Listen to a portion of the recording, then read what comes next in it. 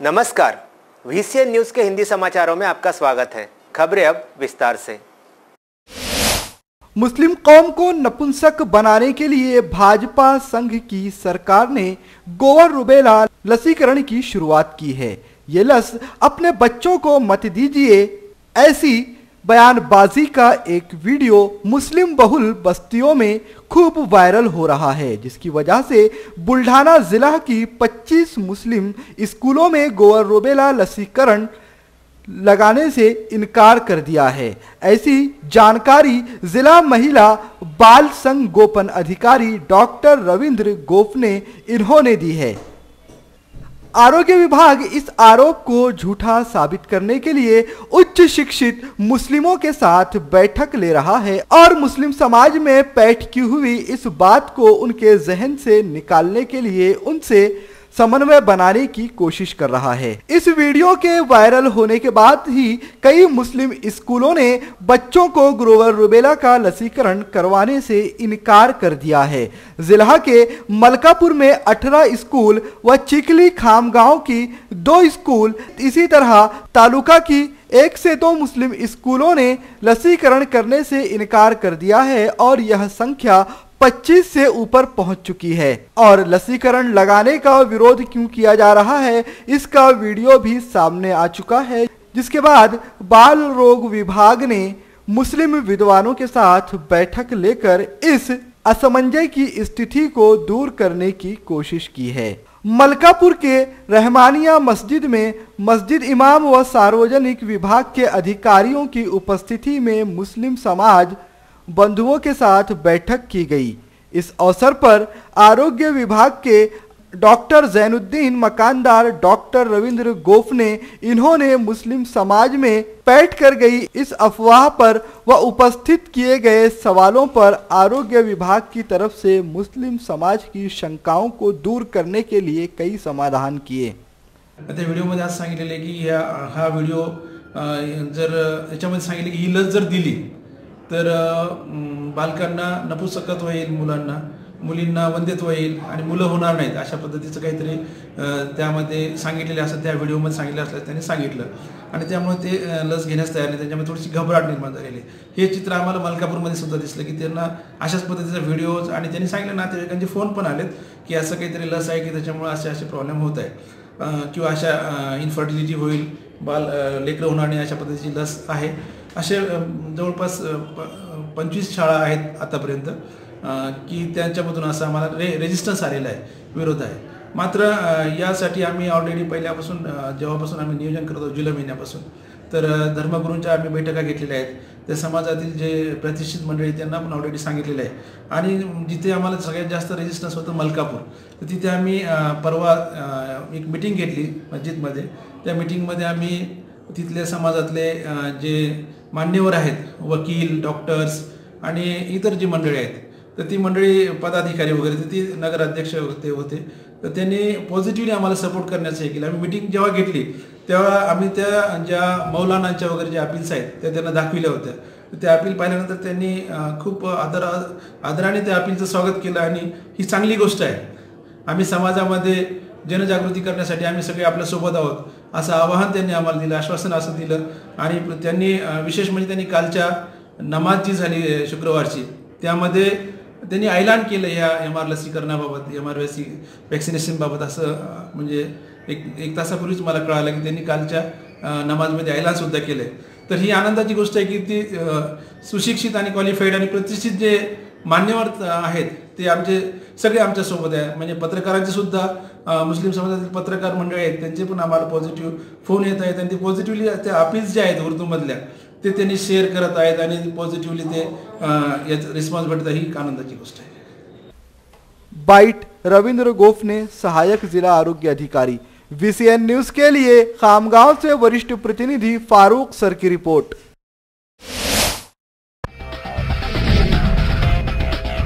अमरावती शहर की मशहूर कोचिंग क्लास यूनिक एकेडमी के संचालकों की ओर से अमरावती शहर के संत ज्ञानेश्वर सांस्कृतिक सभागृह में आगामी साल में महाराष्ट्र सरकार और भारत सरकार की ओर से होने वाले UPSC और MPSC एग्जाम्स के लिए छात्र छात्राओं को किस तरह से तैयारी करनी है और किस तरीके से खुद को परीक्षाओं के लिए तैयार करना है, इसके लिए एक मोटिवेशनल समारोह रखा गया। इस समारोह में कई उत्कृष्ट वक्ताओं ने आकर सांस्कृतिक भवन में मौजूद छात्र छात्राओं के कैरियर गाइडेंस के लिए अपने मनोगत व्यक्त किए और यह भी बताया कि आने वाले साल जिस तरह से महाराष्ट्र गवर्नमेंट की तरफ से सिविल सर्विसेज वैकेंसीज के लिए बम्पर भर्तियां होने वाली है, उसके लिए अभी से किस तरह से छात्र छात्राओं को अपनी तैयारी मजबूत करनी है और किस तरीके से अपना आत्मसात करके वह आने वाले दिनों में कामयाबी हासिल कर सकते हैं।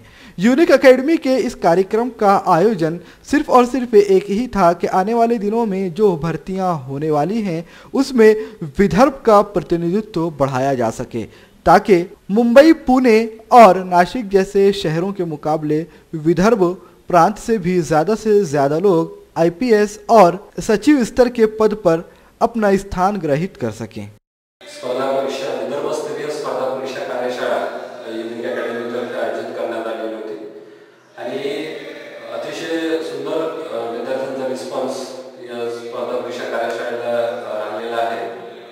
तुम्ही पाहत असाल की संपूर्ण संत ज्ञानेश्वर सभागृह कुटुंब भरलेलं आहे आणि विद्यार्थी वेगवेगळ्या क्षेत्रातले जे स्पर्धा परीक्षेची तयारी करतात तेही आहेत। वेगवेगळ्या भागातून इव्हन जिल्ह्याच्या बाहेरचे अनेक विद्यार्थी आजच्या कार्यशाळेला आलेले आहेत। यामध्ये जी आता महाभरती होऊ घातलेली आहे, ज्यामध्ये महाराष्ट्र शासनातर्फे लगभग 36,000 जागा वेगवेगळ्या क्षेत्राच्या आता निघणार आहेत। या सगळ्यांबद्दलची माहिती विद्यार्थ्यांना देण्यात आलेली आहे। ही पदं कशी संध्या आपल्याला ग्रॅब करता येऊ शकतील आणि अधिकारी पदावर संपूर्ण कसं आपल्याला जाता येईल या सगळ्यांबद्दलची सविस्तर माहिती या कार्यशाळेतून आता देण्यात आलेली आहे। या कार्यशाळेमध्ये आमच्या युनिक अकॅडमीचे फॅकल्टीज जे आहेत त्यापैकी भूषण चांदवडेकर सर यांचंही व्याख्यान आता झालेलं आहे। त्यांनी यूपीएससी आणि जे केंद्रीय पदं आहेत, केंद्रीय शासनाची जी पदं आहेत त्यामध्ये आयएएस, आयपीएस, आयएफएस सारखी पदं सोबतच काही डिफेन्स रिलेटेड ज्या पोस्ट आहेत म्हणजे एनडीए आहे, सीडीएस आहे किंवा एफ कॅट नावाचे प्रकार आहेत, या सगळ्यांबद्दलची सविस्तर माहिती त्यांनी दिलेली आहे। आपल्याकडे आता त्या सगळ्या गोष्टींचं सविस्तर जे मार्गदर्शन आहे ते सुरू होईल आणि या सगळ्यांची तयारी कशी करावी, स्ट्रॅटेजी कशी असावी याबद्दल पूर्णपणे डिटेल विद्यार्थ्यांशी चर्चा झालेली आहे।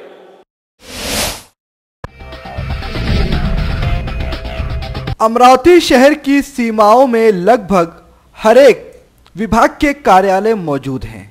हर विभाग को अपना अपना कार्य करना चाहिए और अगर सरकारी आंकड़ों की माने तो हर विभाग अपना काम करता भी है, लेकिन फिर भी कहीं ना कहीं कोर कसर बाकी रह जाती है। तभी लोग साफ तौर पर इतनी अनियमितताएं बरतते हुए नजर आते हैं। लोगों की भी जिम्मेदारी है कि वो कानून का पालन करें, लेकिन कानून के तहत जो कार्रवाई जिस विभाग के अंतर्गत आती है उस विभाग की भी जिम्मेदारी है कि कानून का पालन ना करने वालों से कानून का पालन करवाया जाए, उन पर कार्रवाई की जाए। अब ये जो आप देख रहे हैं यह गाड़गे नगर की मुख्य सड़क है, गाड़गे बाबा मंदिर के सामने से होकर के गुजरने वाली। इस सड़क पर आप देख सकते हैं कि लोगों ने जिसकी जहां इच्छा हुई उसने अपनी 4 व्हीलर वहीं पार्क कर दी। सिर्फ 4 व्हीलर ही क्यों, 2 व्हीलर, बड़ी गाड़ियां, सब कुछ जिसके जहां समझ में आता है वह पार्क कर देता है। कई दुकानों में जब माल आता है तो उन गाड़ियों को साइड में लगाने की बजाय बीच रोड पे ही खड़ा करके घंटों उससे माल लोड और अनलोड किया जाता है, लेकिन किसी की नज़र ही नहीं। रास्ते में लोगों को तकलीफें होती हैं तो हो, हमें तो अपने कार्य से मतलब है। शायद लोगों की भी ऐसी ही मानसिकता है, इसी वजह से, क्योंकि हर चीज़ सिर्फ और सिर्फ डंडे के डर से नहीं करवाई जा सकती। लोगों को भी अपनी जिम्मेदारी समझनी चाहिए। आप देख सकते हैं 1 नहीं, 2 नहीं, 3 नहीं, 4 नहीं, 5 नहीं, बल्कि न जाने कितनी ही 4 चक्का वाहन नो पार्किंग एरिया में खड़ी हुई है और उससे ट्रैफिक की दिक्कतें।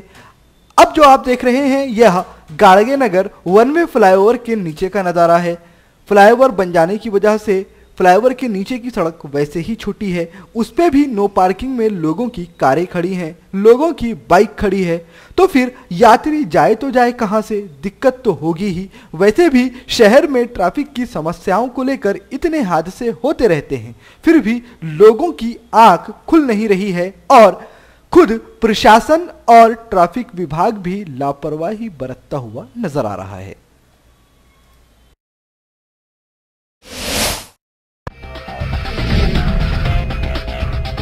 2 दिसंबर 2018 को अमरावती शहर के श्रमिक पत्रकार संघ के पत्रकार हॉल में कुछ लोगों की तरफ से एक प्रेस वार्ता ली गई। उस प्रेस वार्ता में उन लोगों की तरफ से बताया कि 8 माजी सैनिक व 5 भूमिहीन खेत मजदूर लोगों को पिछले 29 वर्षों से जमीन के लिए अपना हक पाने के लिए भटकना पड़ रहा है और इसके विपरीत महाराष्ट्र शासन, सुप्रीम कोर्ट व हाई कोर्ट के ऑर्डर की भी खुले तौर पर सरकारी बाबुओं की तरफ से अवहेलना की जा रही है।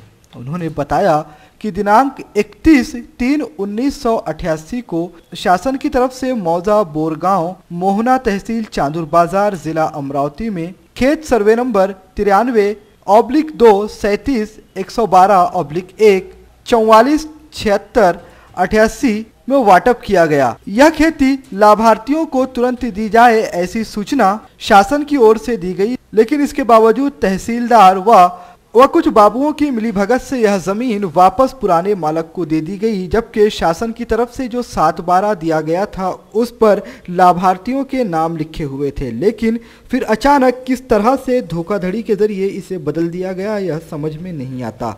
इसी को लेकर बीते 29 सालों से हम लोग संघर्ष कर रहे हैं और अगर हमें अब भी न्याय नहीं मिला तो आने वाले 6 दिसंबर को अमरावती शहर स्थित कलेक्टर ऑफिस के सामने आमरण उपोषण करेंगे। शासन से विनती है कि वह इस बात का संज्ञान ले और हम लोगों को जल्द से जल्द न्याय दे। ऐसी बातें पत्र परिषद आयोजकों ने की।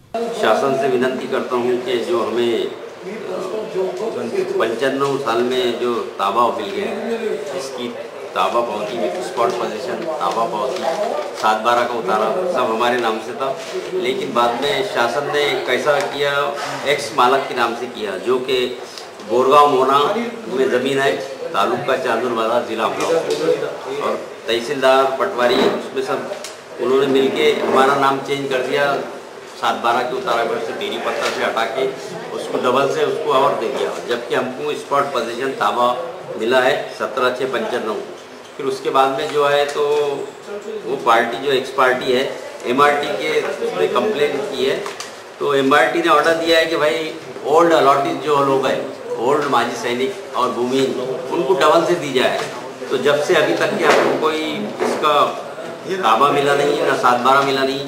हम सब जगह जाके कोशिश करके थक चुके हैं। अब इसलिए हमने ये डिसीजन लिया है कि भाई हम उपोषण करने वाले हैं आमरण। तो हम 6 दिसंबर से माजी सैनिक और भूमिहीन लोग 6 दिसंबर पे कलेक्टर ऑफिस के पास में आमरण उपोषण करने वाले हैं।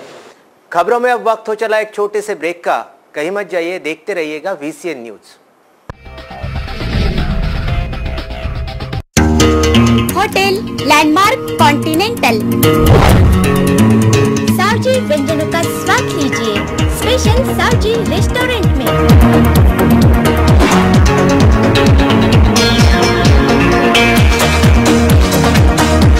DJ party hall, AC rooms, अपने चहेतों के लिए खास बर्थडे हॉल एवं मैरिज लॉन,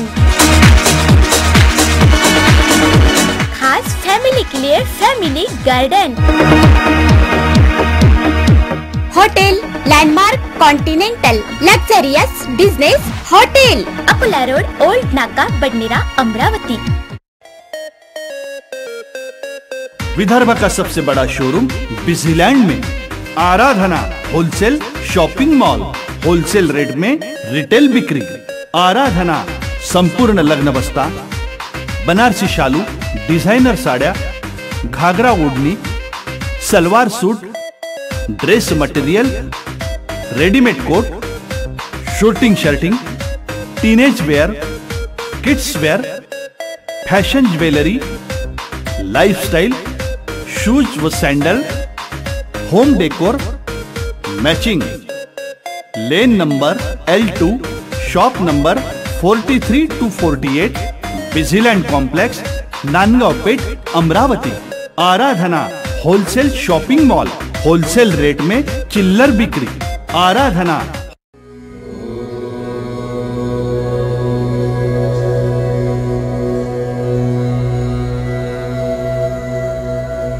संवाद ज्योतिष्य एवं आध्यात्मिक अनुसंधान केंद्र।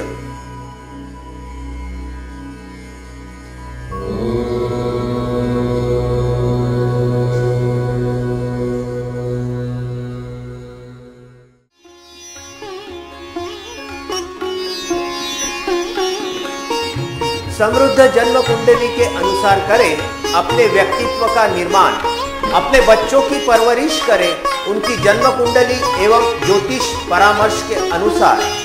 विस्तृत फलादेश के साथ जन्म कुंडली का नया स्वरूप, ग्रहों की शांति के विभिन्न उपाय। संवाद ज्योतिष एवं आध्यात्मिक अनुसंधान केंद्र, अंबादेवी मार्केट, अंबादेवी, अमरावती।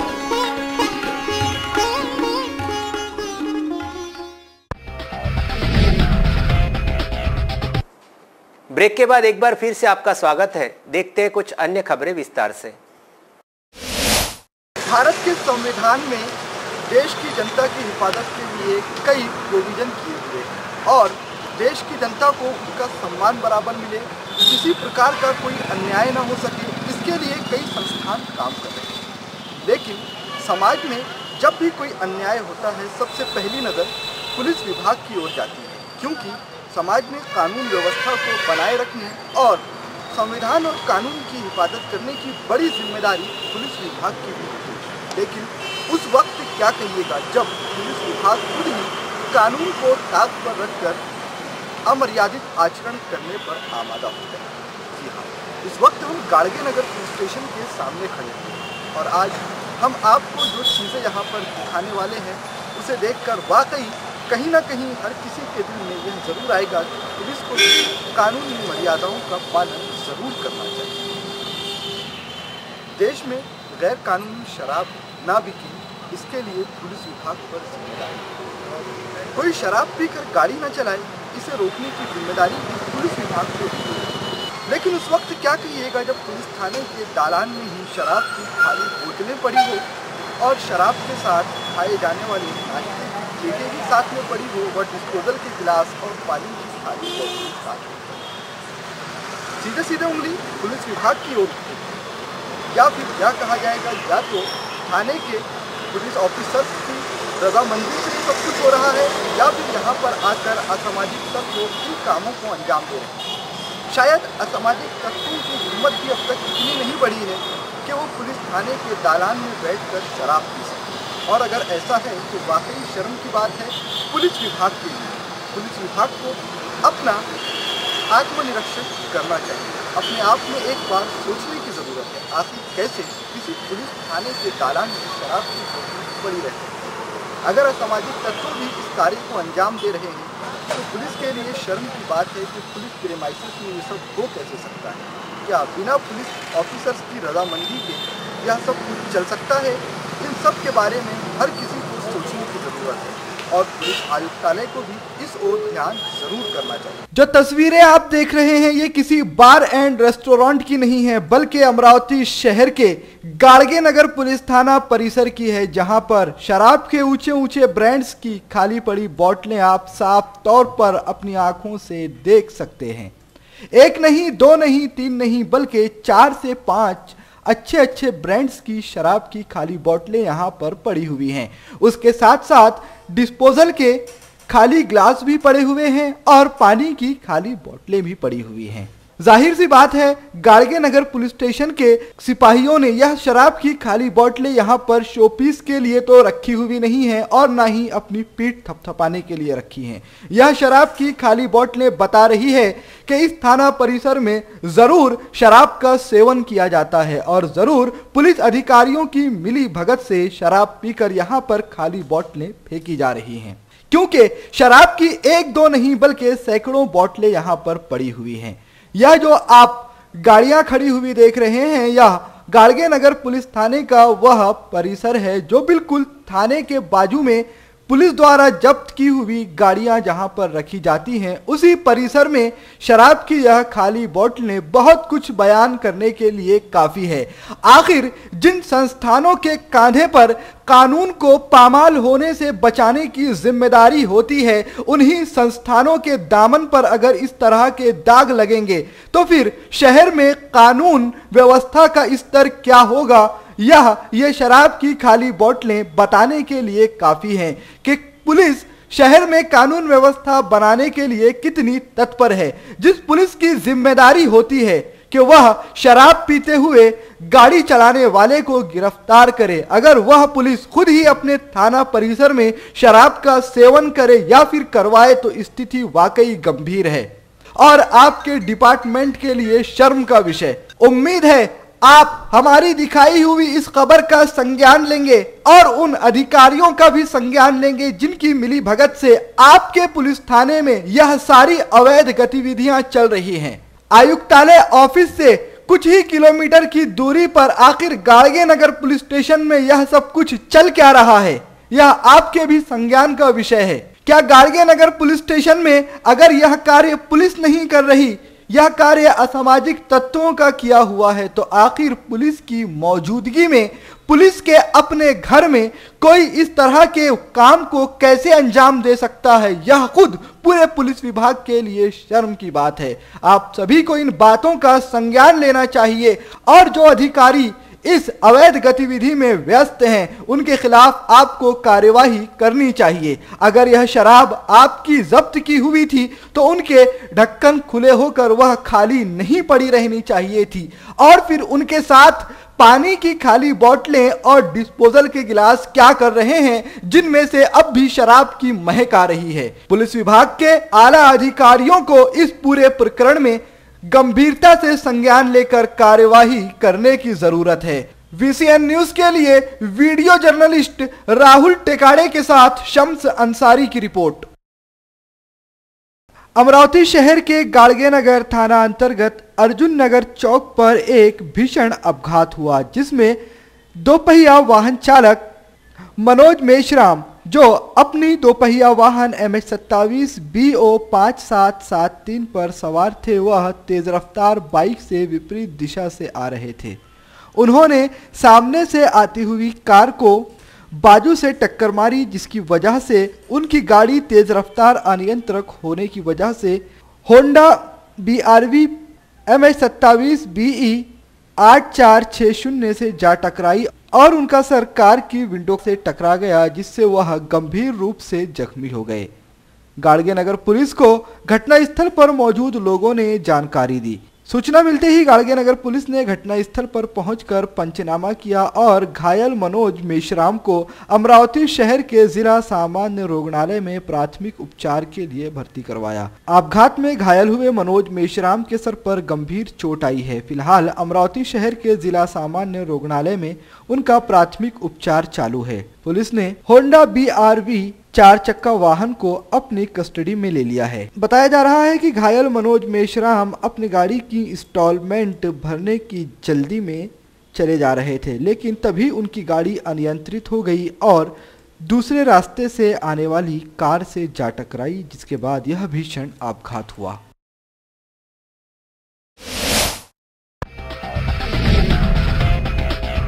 अंजनगांव सुरजी सिद्धेश मंगल कार्यालय में तालीमी बेदारी शिक्षक पालक वर्कशॉप कुरान और साइंस क्विज बख्शिश वितरण कैरियर गाइडेंस पर कार्यक्रम लिया गया। इस कार्यक्रम के अध्यक्ष एजाजुल्ला खान माध्यमिक उप शिक्षण अधिकारी अमरावती थे। कार्यक्रम में प्रमुख अतिथि एडवोकेट डॉक्टर अलीम पटेल सेवानिवृत्त लेफ्टिनेंट कमांडर थे। कार्यक्रम के प्रमुख वक्ता Saeed Ahmed international motivational speaker थे। इस कार्यक्रम में एडवोकेट अलीम पटेल ने बच्चों को कैरियर गाइडेंस के विषय में मार्गदर्शन किया। मतलब मैं दूसरों की सलाहियतों की कॉपी करने की जरूरत नहीं है, मुझे उससे इंस्पायर होने की जरूरत है।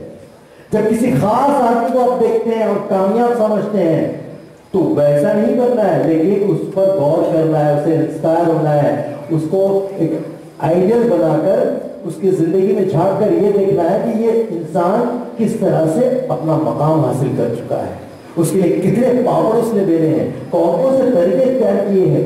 अपने रुझान को अपना मकसद बनाना, अपनी चाहत से जो काम किया जाता है, जो दिल से काम किया जाता है उसमें कामयाबी मिलती है, जो पेट से किया जाता है वो कभी भी नहीं बन सकता।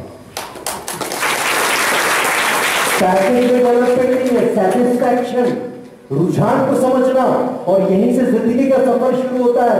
तो मैं आपसे एक सवाल पूछता हूं, मैं वहां भी पूछने आऊंगा अपनी बेटियों और बहनों के पास, माओ के पास, यूनिक है। एक सवाल सबके लिए वहां भी आऊंगा मैं दुनिया के लिए, दुनिया मेरे लिए, कौन किसके लिए? दुनिया मेरे लिए, ये बोले दुनिया मेरे लिए, दुनिया मेरे लिए, कौन किसके लिए? दुनिया मेरे लिए, पक्का? जब सब बोल रहे ऐसे मत बोले, सोच के बोलो, कौन किसके लिए? मैं दुनिया के लिए, नहीं कुछ ठीक है, मैं दुनिया के लिए, कौन किसके लिए सर?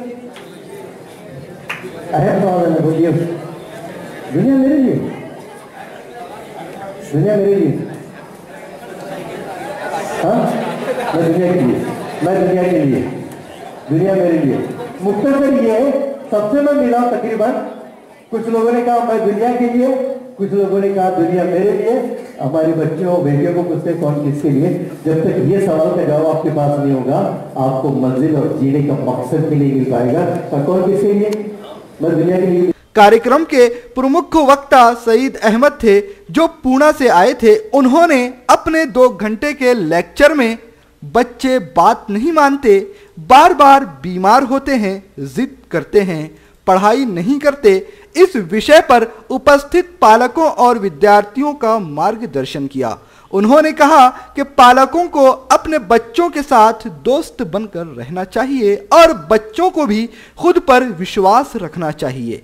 इस कार्यक्रम का उद्देश्य शिक्षण की जागृति करना व उसका महत्व समझाना था। बच्चों के अंदर से नाकामयाबी का डर निकालना था। इस कार्यक्रम में विद्यार्थियों को शील्ड देकर प्रोत्साहित किया गया। कार्यक्रम का संचालन मोहम्मद मुश्ताक ने किया और आभार अब्दुल राजिक ने व्यक्त किया। इस कार्यक्रम का आयोजन मुजफ्फर खान, एडवोकेट राजिक, सैयद अजहर अली, फहीमुद्दीन, अफसर बेग, जुबैर, डॉक्टर मोहम्मद एजाजुद्दीन ने किया था। VCN न्यूज के लिए अंजनगांव सुरजी से जावेद शाह की रिपोर्ट।